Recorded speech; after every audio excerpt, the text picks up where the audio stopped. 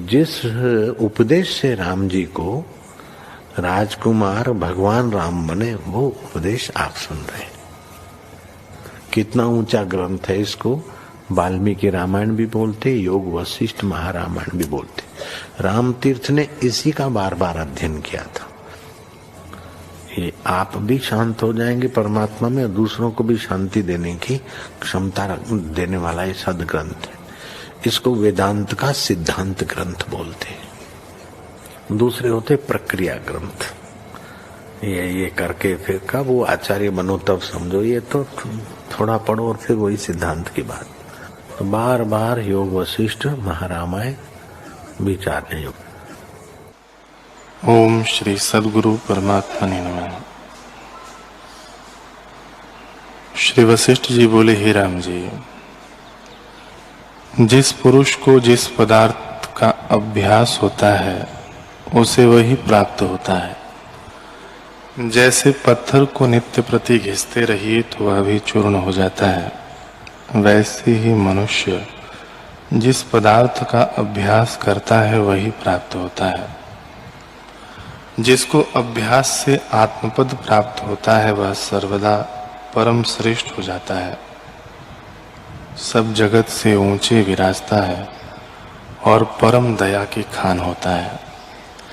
जैसे मेघ समुद्र से जल लेकर वर्षा करते हैं, सो उस जल का स्थान समुद्र ही होता है, तैसे ही जितने लोग दयालु दिखते हैं वे ज्ञान के प्रसाद से ही दया करते हैं।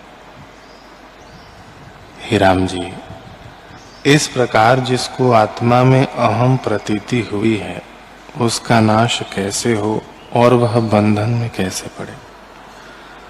वह पुरुष चाहे जैसे आरंभ करे और चाहे जैसे स्थान में रहे, उसको बंधन नहीं होता। चाहे वह पाताल में चला जाए, आकाश में उड़ता फिरे अथवा देशांतर में घूमता फिरे, उसको न कुछ अधिक है और न न्यून है। पहाड़ भी चूर्ण हो जाए तो भी वह चूर्ण नहीं होता। यह तो चैतन्य पुरुष है। शरीर का नाश होने से उसका नाश कैसे हो, ऐसे अपने स्वरूप में वह सर्वदा स्थित है और आकाश सदृश परम निर्मल, अजर, अमर और शिवपद है। ओम श्री सद्गुरु परमात्मने नमः। श्री वशिष्ठ जी बोले, हे राम जी, एक भाव मात्र, दूसरा भ्रास मात्र और तीसरा भासित मात्र है। भाव मात्र केवल चैतन्य मात्र को कहते हैं। उसमें जो चैतन्योन्मुखत्व अहंकार का उत्थान हुआ उसका नाम भास है, और उसमें जो जगत हुआ उसका नाम भासित है। भासित कल्पित का नाम है। कल्पित के नाश से अधिष्ठान का नाश नहीं होता। जो अधिष्ठान कुछ और भाव हो तो उसका नाश भी हो, वह तो और कुछ बना नहीं। उसके फुरने से तीन संज्ञाएं हुई हैं, अतएव फुरना भी उसी का किंचन है। आत्मा फुरने या न फुरने में ज्यों का त्यों है। जैसे स्पंदन और निस्पंदन वायु एक ही है, वैसे ही बोध और अबोध में आत्मा एक ही है। बोध अबोध, फुरना न फुरना एक रूप है। हे राम जी, उस आत्मा का किससे और कैसे नाश हो। चैतन्य भी मरता हो तो इसका किंचन जगत कैसे रहे। किंचन आभास को कहते हैं। वह आभास अधिष्ठान के बिना नहीं होता, इससे आत्मा का नाश नहीं होता। और तुम जो चैतन्य को भी मरता मानो तो मर कर फिर नहीं उपजता, तो भी आनंद की बात है। तो हे राम जी, मेरा यही उपदेश है कि चेतनता मिटे। जब चेतनता उपजती है तब जगत भासित होता है, उसके मिटने पर आत्मा ही शेष रहेगा। हरि ओम।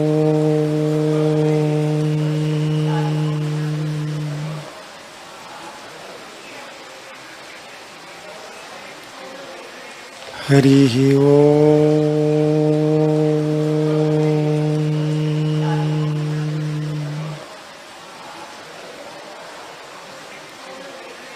हरिः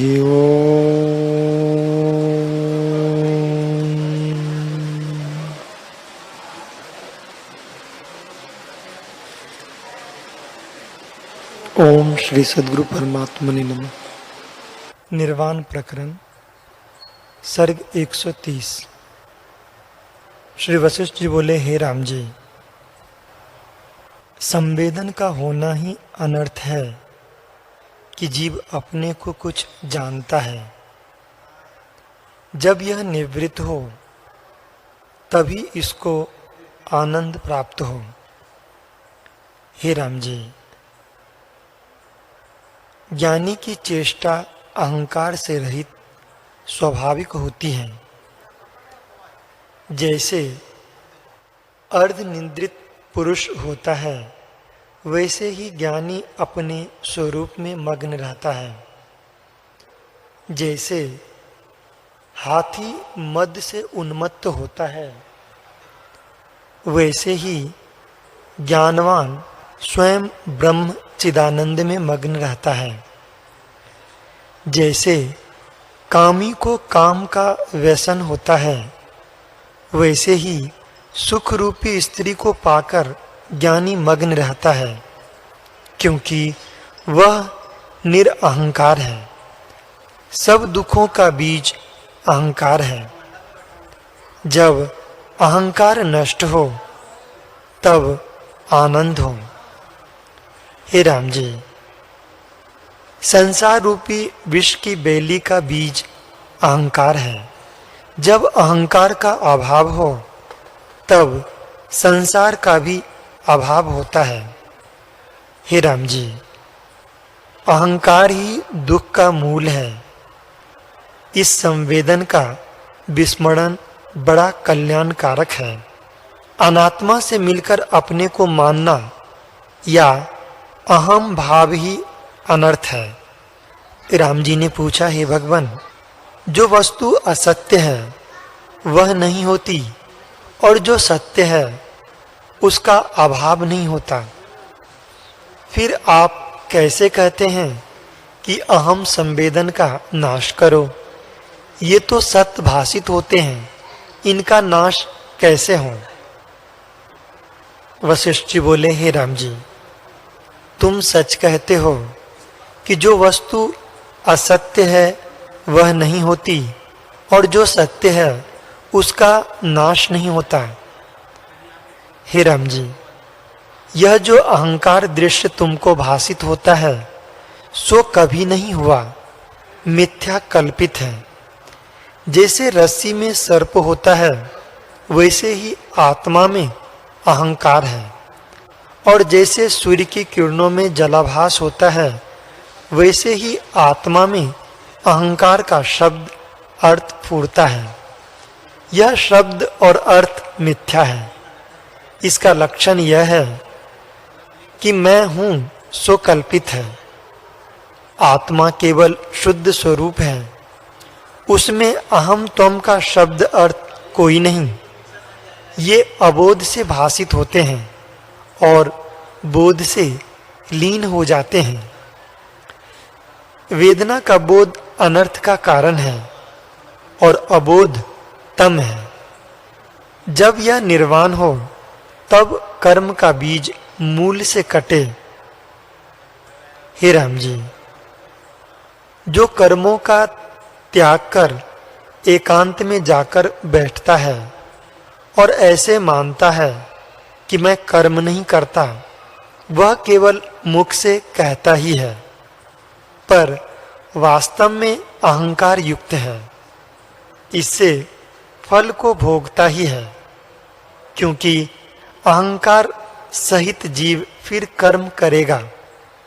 वह आत्मज्ञान बिना अनात्म से मिलकर अपने को कर्ता भोक्ता आदि मानता है।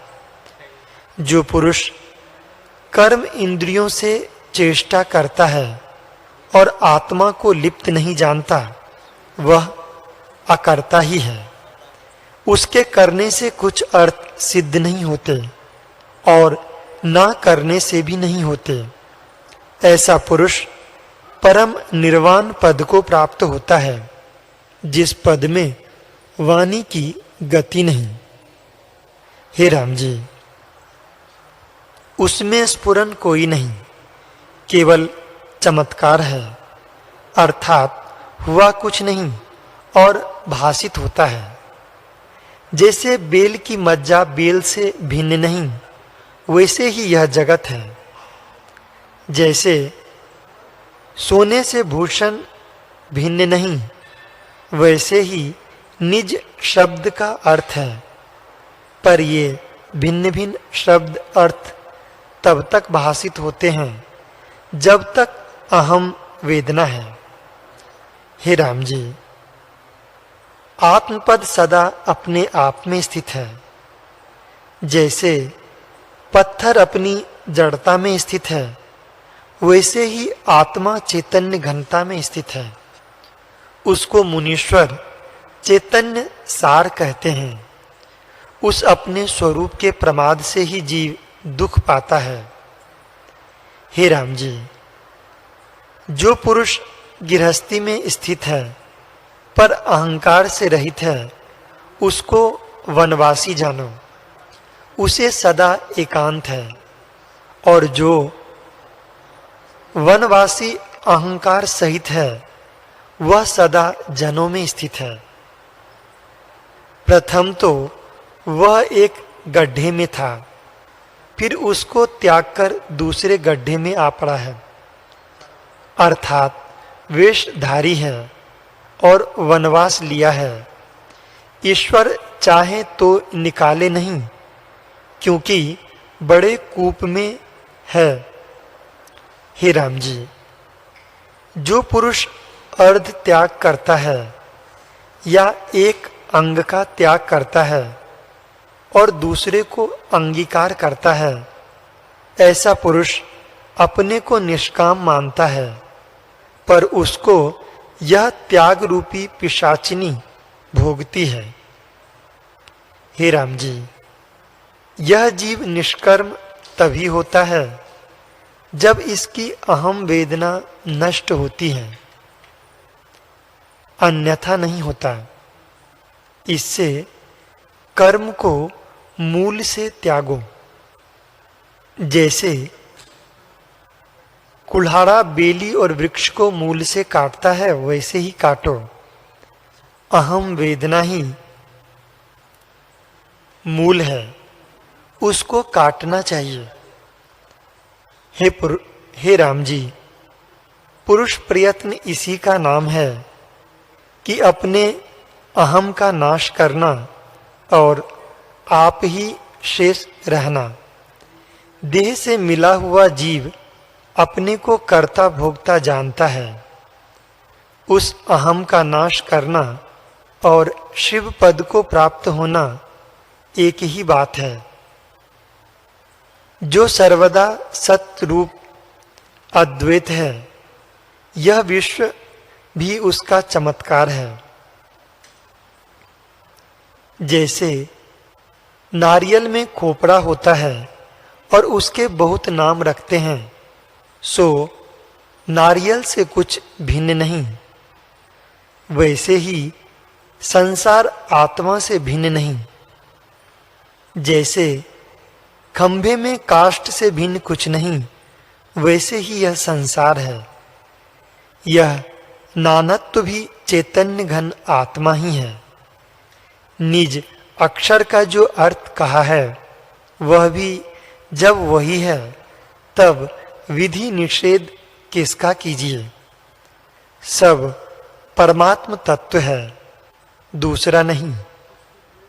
हे राम जी, ऐसे आत्मा को जानकर सुख से विचरो। जैसे अर्ध निद्रित की चेष्टा होती है और जैसे बालक पालने में सोकर स्वाभाविक अंग हिलाता है, वैसी ही तुम्हारी चेष्टा होगी। अपने देह का अभिमान तुम न करो। हे राम जी, जो कुछ भाव अभाव पदार्थ भिन्न भिन्न भाषित होते हैं वे असत्य हैं। आत्मा का साक्षात्कार होने पर परमात्म तत्व ही भाषित होगा, तब अहंकार का उत्थान निवृत्त होगा। हे राम जी, एक और युक्ति सुनो जिससे आत्मज्ञान होगा। यह जो अहम अहम क्षण क्षण में फूरता है, सो जब फूरे तब उसी क्षण में जानो कि मैं नहीं हूं। जब ऐसे दृढ़ होंगे तब अहंकार रूपी पिशाच का नाश हो जाएगा और आत्म तत्व का साक्षात्कार होगा। इससे अहंकार के नाश का यत्न पर सोचो कि ना मैं हूं ना जगत है। हे राम जी, ज्ञान इसी का नाम है कि अहम मम न रहे। उसको मुनीश्वर पर ब्रह्म और सम्यक पद कहते हैं। और जहां अहम मम है वहां अविद्या रूपी तम है। हे राम जी, अज्ञानी के हृदय में सब पदार्थों का भाव स्थित है। इससे उसको देश काल घर नगर मनुष्य पशु पक्षी आदि त्रिगुणमय संसार भाषित होता है। जब इनका अभाव हो जाए तब शांति पद की प्राप्ति हो।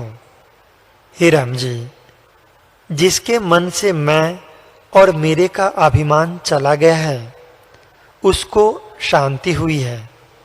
जिसके हृदय में मैं देह मेरे संबंधी गृह आदि का अभिमान है उसको कदापि शांति नहीं और शांति बिना सुख नहीं। हे राम जी, प्रथम आप बनता है तब जगत है। जो आप न बने तो जगत कहाँ हो।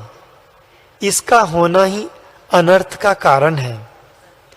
जिस पुरुष ने अहंकार का त्याग किया है वह सर्व त्यागी है।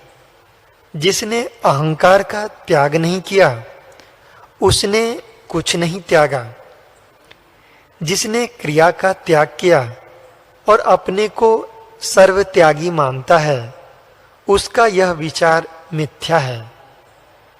जैसे वृक्ष की डालें काटिए तो वह फिर उगता है, उसका नाश नहीं होता। वैसे ही कर्म के त्याग से त्याग नहीं होता।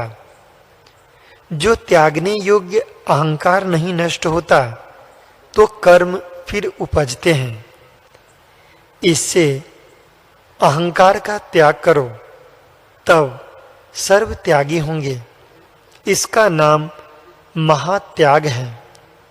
तब स्वप्न में भी संसार न भाषित होगा। जागृत का क्या कहना है। उसको संसार का ज्ञान कदापि नहीं होता। हे राम जी, संसार का बीज अहम भाव है। उसी से स्थावर जंगम जगत भासता है। जब इसका नाश हुआ तब जगत भ्रम मिट जाता है। इससे इसके अभाव की भावना करो। जब तुम्हें अहम की भावना फुरे तो जानो कि मैं नहीं हूं। जब इस प्रकार अहंकार का अभाव हुआ तब पीछे जो शेष रहेगा वही आत्मपद है। हे राम जी, सब अनर्थों का कारण अहम भाव है, उसका त्याग करो। हे राम जी, शस्त्र के प्रहार और व्याधि को यह जीव सह सकता है तो इस अहम के त्यागने में क्या कदर्थना है। हे राम जी, संसार का बीज अहम का सद्भाव है। उसका नाश करना मानो संसार का मूल संयुक्त नष्ट करना है। इसी के नष्ट करने का उपाय करो। जिसका अहम भाव नष्ट हुआ है उसको सब ठौर आकाश रूप है, उसके हृदय में संसार की सत्ता नहीं फूरती। चाहे वह गृहस्थ हो तो भी उसको यह प्रपंच शून्य बन जाता है। जो अहंकार सहित वन में जा बैठे तो भी वह जनों के समूह में बैठा है, क्योंकि उसका अज्ञान नष्ट नहीं हुआ। जिसके मन सहित षट इंद्रियों को वश नहीं किया, उसको मेरी कथा के सुनने का अधिकार नहीं, वह पशु है। जिस पुरुष ने मन को जीता है अथवा दिन प्रतिदिन जीतने की इच्छा करता है, वह पुरुष है। और जो इंद्रियों का विश्रामी अर्थात क्रोध, लोभ, मोह से संपन्न है, वह पशु है और महाअंधतम को प्राप्त होता है। हे राम जी, जो पुरुष ज्ञानवान है उसमें यदि इच्छा दिखती है तो भी वह उसकी इच्छा अनिच्छा ही है और उसके कर्म अकर्म ही है। जैसे भुना दाना फिर नहीं उगता पर उसका आकार भासित होता है, वैसे ही ज्ञानवान की चेष्टा देखने मात्र को होती है, उसके हृदय में वासना नहीं होती। हे राम जी, जो पुरुष इंद्रियों से चेष्टा करता है और हृदय में जगत की सत्यता नहीं मानता, उसको कोई बंधन नहीं होता। और जो जगत को सत्य मानकर थोड़ा ही कर्म करता है तो भी वह फैल जाता है। जैसे अग्नि जागकर बहुत हो जाती है, ज्ञानी को बंधन नहीं होता। उसका प्रारब्ध शेष है यह भी वह हृदय में नहीं मानता और जानता है कि यह कर्म शरीर के हैं, आत्मा के नहीं। जैसे कुम्हार के चाक का वेग उतरता जाता है, वैसे ही उसका प्रारब्ध वेग उतरता जाता है और फिर जन्म नहीं होता, क्योंकि उसको अहंकार रूपी चरण नहीं लगता। इससे अहंकार का नाश करो। जब अहंकार नष्ट होगा तब सबके आदि पद की प्राप्ति होगी, जो परम निर्वाण पद है और जिसमें निर्वाण का भी निर्वाण हो जाता है। हे राम जी, जब वर्षा काल होता है तब बादल होते हैं, जब शरत काल आता है तब बादल जाते रहते हैं। हे राम जी, जब तक अज्ञान रूपी वर्षा काल है तब तक अहंकार रूपी वर्षा है। जब विचार रूपी शरत काल आवेगा तब अहंकार रूपी मेघ जाते रहेंगे और आत्म रूपी आकाश निर्मल भासित होगा। हे राम जी, जैसे मलिन दर्पण में मुख का प्रतिबिंब उज्जवल नहीं दिखता और जब मैल मिटता है तब मुख का प्रतिबिंब स्पष्ट प्रत्यक्ष दिखता है, वैसे ही अहंकार रूपी मेल से जीव ढका हुआ है, इससे आत्मा नहीं दिखता। जब अहंकार रूपी मैल हटेगा तब आत्मा ज्यों का त्यों दिखेगा। जैसे समुद्र में नाना प्रकार के तरंग उठते हैं, सो सम्यक दर्शी को सब जल में देख पड़ते हैं और भूषण में स्वर्ण ही भासित होता है।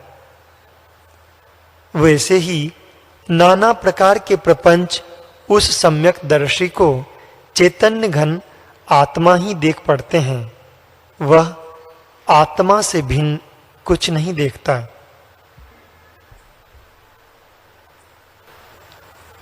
हरि ओम।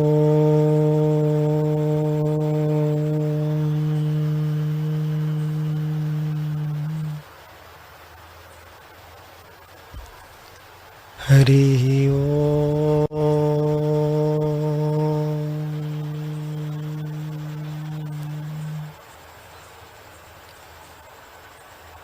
हरि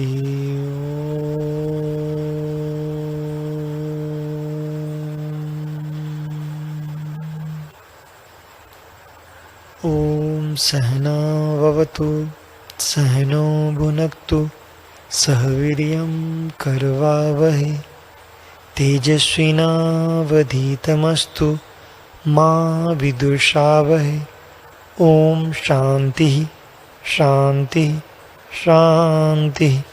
श्री सद्गुरुदेव भगवान की जय।